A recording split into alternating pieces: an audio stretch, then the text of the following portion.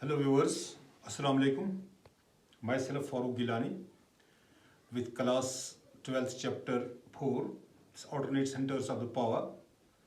In previous video we discussed the European Union as well as the Association of Southeast Asian Nations.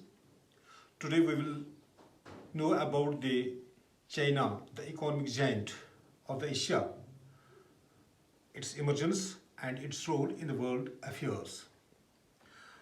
As you know, China got its freedom, independence in the year 1949 and under the leadership of Mao Zedong. Mao Zedong, who was a communist, he followed the path of Soviet Union, and he also followed the path of communist economy, which was headed by the Soviet Union, and it laid its stress on the state-owned economy and the centralized economy. After that, this China was in need of its technology. How to get the technology to cater the needs of its population, as China is the largest country, China is the most populous country of the world. To cater the needs of its population, it was in search of its technology, but it was short of foreign aid. As such, this China tried to substitute its domestic goods with the imported commodities, which gave it boost and made China ahead of the world developing countries. This resulted that the less growth in agriculture and less per capita income, minimum investment in trade, and the bureaucratic and they centralized this communist system. This all was not favorable to the China. As such, China did not go directly to the shock therapy, which we have seen in the previous chapter in the Soviet Union. Once they came to know that this socialist setup is not working good, as such they replaced this socialist setup by capitalist setup, by the market economy, but that was within an abrupt change took place. That was within this short span of time, the sudden transmission of this socialist economy into the capitalist economy made them so much that this was a painful transaction. But China, what China did after 1970s, China made several kind of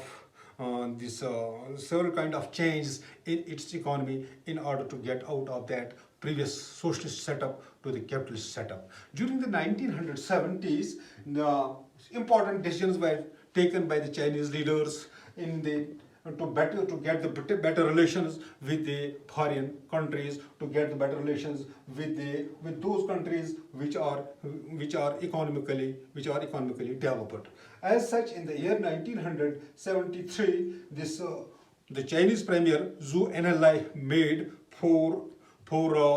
made announcements of 4 privatizations, or what we call 4 modernizations, in the field of agriculture, in the field of industry, in the field of science technology, and also in the field of military. So to get strengthened in all these fields, this Zhou Enlai made these announcements, and automatically the step-by-step changes. But this was followed by his successor, the Jinping. In 1978, he made an announcement of open door, in which he allowed other countries for the investment in the China and to generate the higher productivity by investment and capital and technology from abroad. Also, this was in 1982. In 1982, the agriculture was completely privatized. In 1998, industry was completely privatized. The special economic zones were made to give boost to their economy. Likewise, their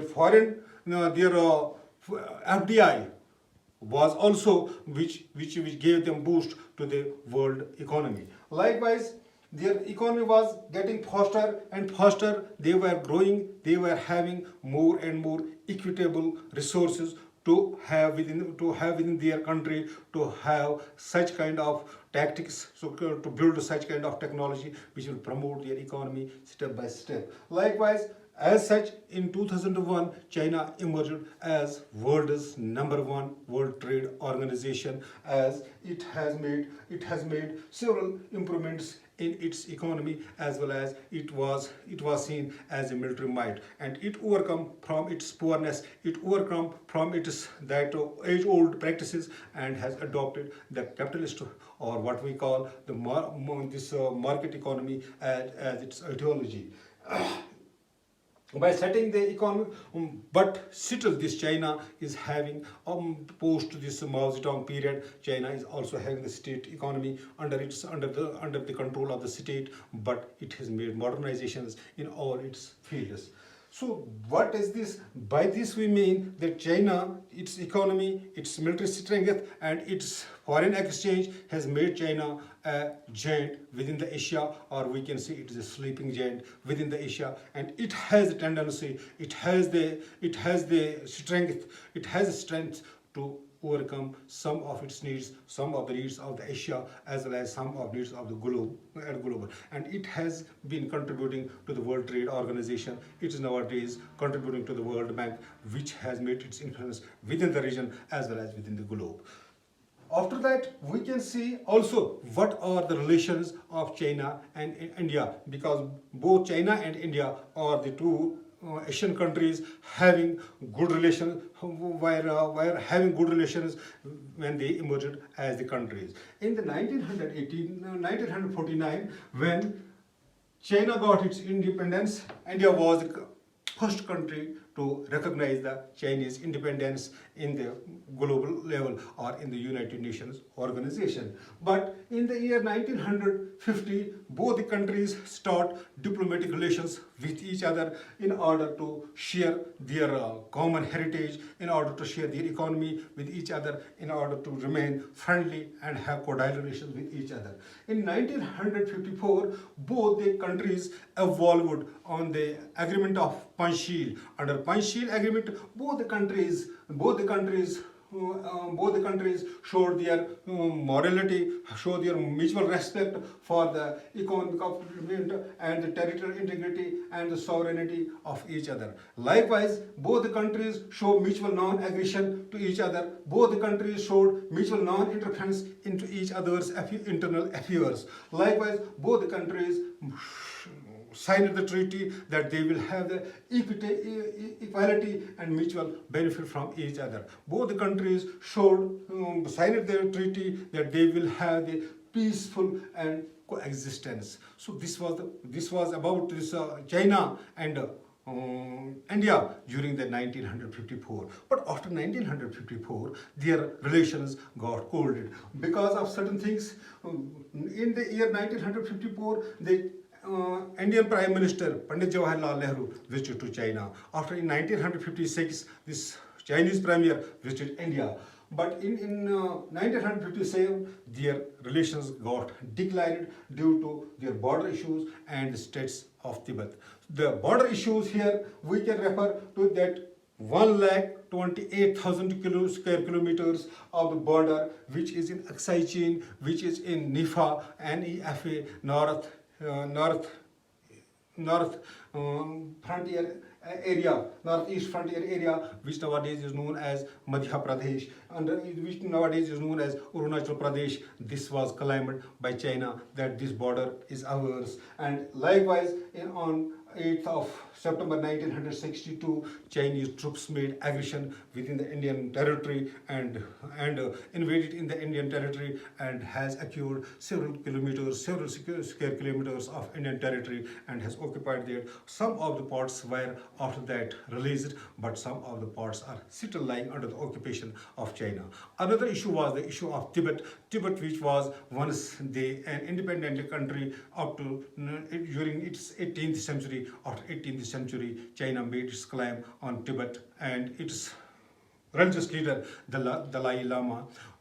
Dalai Lama, they made several revolts against the China in the year 1950. In the year 1954, there was an uprising within the China that Dalai Lama was urged to leave China. Dalai Lama took the political asylum within the India, which resulted that the relations which were once having the friendly relations, they have got turned into the cold relations. And after that, there was full-scale invasion by the China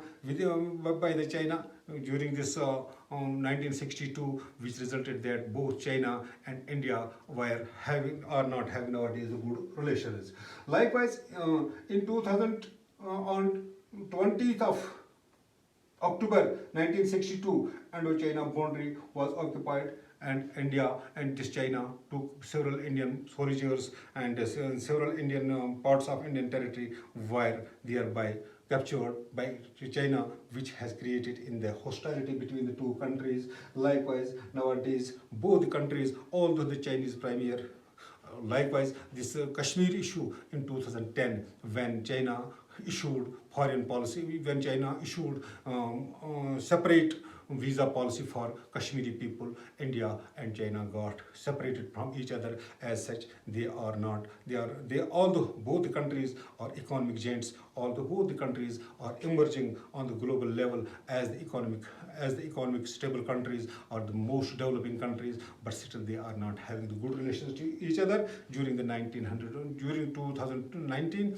the Chinese premier visited India, but though when India took the decision on the Kashmir on 5th of August 2019, the Chinese premier did not accept that decision and has opposed that decision. That is why we can say this China and India are not having good relations at the present point of time. Although both are the economic giants, both are the populous countries, both are the largest countries, but they are not having friendly relations with each other. Likewise, the CPAC, which has been made by the Pakistan, that too is a challenging point for India also. So in this regard, although seeing the Chinese tendencies towards the development, seeing the Chinese growing aptitude towards the globe, one can say that this China has emerged within the Asia, which can compete the economy of the world. Likewise, USA, European Union, Japan, etc. Alone, China has the strength, and it is believed that by 2040, China will emerge as the world's monopolar power, as the unipolar power of the world, and it will surpass the American economy. So that is all about this chapter. In next video, we shall discuss our 5th chapter of the class 12th. Thank you. Have a nice day.